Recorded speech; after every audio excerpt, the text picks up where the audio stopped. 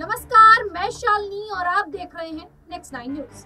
रघुराज प्रताप सिंह यानी कि राजा भैया उत्तर प्रदेश में प्रतापगढ़ जिले की कुंडा विधानसभा सीट से निर्दलीय विधायक हैं। राजा भैया की पहचान एक बाहुबली नेता की है।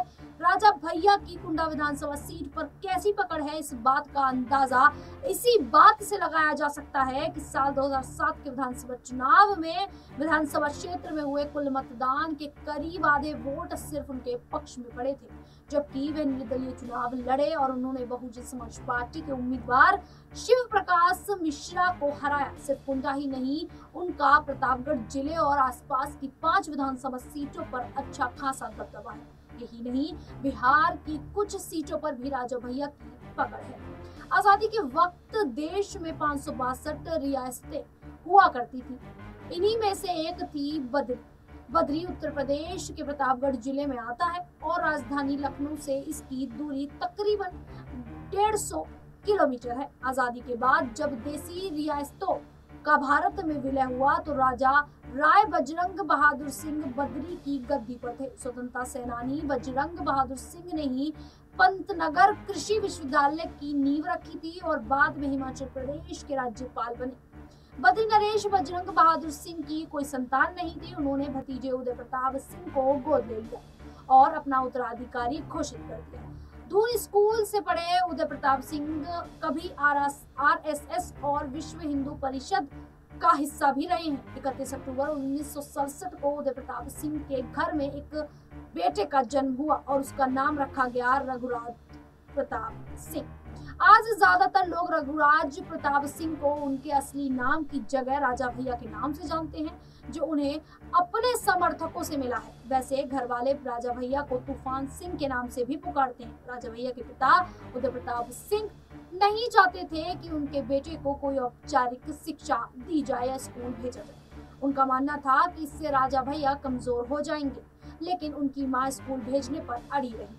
लखनऊ यूनिवर्सिटी से ग्रेजुएशन के बाद राजा भैया साल 1993 में पहली बार कुंडा विधानसभा सीट से निर्दलीय चुनाव मैदान में उतरे। उस वक्त उनकी उम्र महज 24 साल हुआ करती थी। कोई खास राजनीतिक अनुभव भी नहीं था, लेकिन राजा भैया ने वो कर दिखाया जिसकी लोगों को उम्मीद नहीं थी। बम्पर वोट से जीत हासिल कर विधानसभा में पहुंच गए। राजा भैया से पहले कुंडा विधानसभा सीट कांग्रेस का गढ़ हुआ करती थी। साल 90 के दशक के आसपास कांग्रेस के नियाज हसन लगातार सीट पर कब्जा जमाते आ रहे थे। राजा भैया ने न सिर्फ उनका दबदबा खत्म किया, बल्कि तब से लगातार इस सीट से जीतते आ रहे हैं। साल 2002 में भाजपा नेता पूरन सिंह बुंदेला ने राजा भैया पर कथित तौर पर अपहरण और धमकी देने के आरोप लगाते हुए मामला दर्ज करवाया। तत्कालीन मुख्यमंत्री मायावती ने 2 नवंबर 2002 को तड़के 4 बजे रघुराज प्रताप सिंह को गिरफ्तार करवाया। बाद में मायावती के नेतृत्व वाली उत्तर प्रदेश सरकार ने राजा भैया को आतंकवादी घोषित कर दिया और राजा भैया, उनके पिता उदय प्रताप सिंह और चचेरे भाई अक्षय प्रताप सिंह को कोटा कानून के तहत जेल में डाल दिया गया। 2002 और 2007 के बाद 2012 के विधानसभा चुनाव में भी राजा भैया निर्दलीय विधायक के रूप में चुनाव जीते और मुख्यमंत्री अखिलेश यादव सरकार में खाद्य व नागरिक आपूर्ति मंत्री बने। इससे पहले वे कल्याण सिंह की सरकार में भी मंत्री रहे। 2017 के विधानसभा चुनाव में निर्दलीय प्रत्याशी के तौर पर मैदान में उतरे राजा भैया ने अपने नजदीकी प्रतिद्वंदी भाजपा के जानकी शरण को 1 लाख से ज्यादा मतों के अंतर से हराया था। 2017 में जीत के साथ ही वे लगातार 6ठी बार कुंडा विधानसभा से जीतकर विधानसभा पहुंचे। साल 2018 में उन्होंने अपनी राजनीतिक पार्टी का गठन किया और उसका नाम जनसत्ता दल लोकतांत्रिक रखा। उन्होंने 2019 के लोकसभा चुनावों में अपने 2 प्रत्याशी भी मैदान में उतारे थे। राजा भैया ने जब पहली बार सियासत में हाथ आजमाने का फैसला किया तो उनके पिता उदय प्रताप सिंह ने साफ मना कर दिया था। बाद में जब राजा भैया अपनी बात पर अड़े रहे तो उदय प्रताप सिंह ने कहा कि वह अपने गुरु की सलाह ले ले।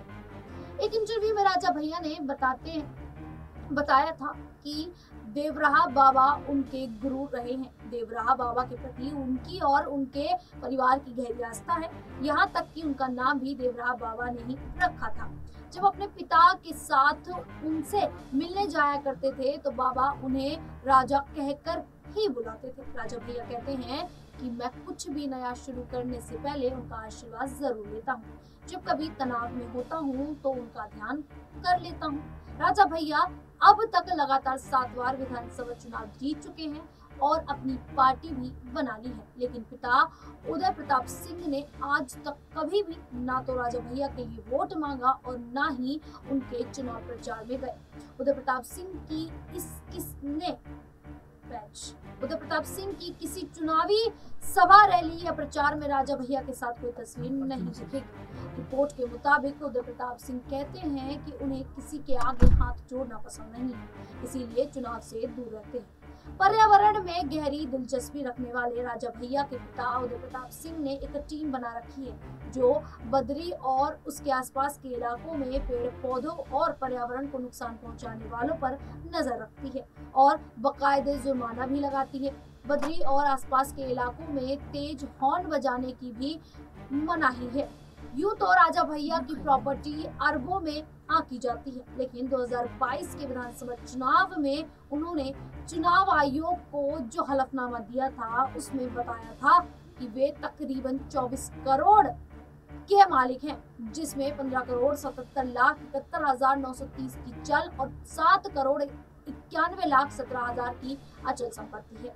राजा भैया ने अपनी आय का जरिया खेती और बिजनेस बताया था। तब राजा भैया ने बताया था कि उनकी पत्नी और 4 बच्चों के पास 12 किलो से अधिक सोना, 50 किलो से अधिक चांदी थी, जिसमें से 3.5 किलो सोना और 26 किलो चांदी अकेले राजा भैया के नाम पर थी।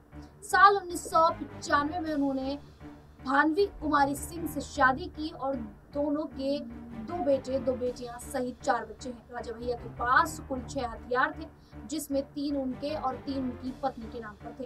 हलफनामे के मुताबिक राजा भैया के नाम पर एक राइफल, एक पिस्टल और एक गन थी, जबकि उनकी पत्नी के नाम पर भी यही तीनों हथियार थे।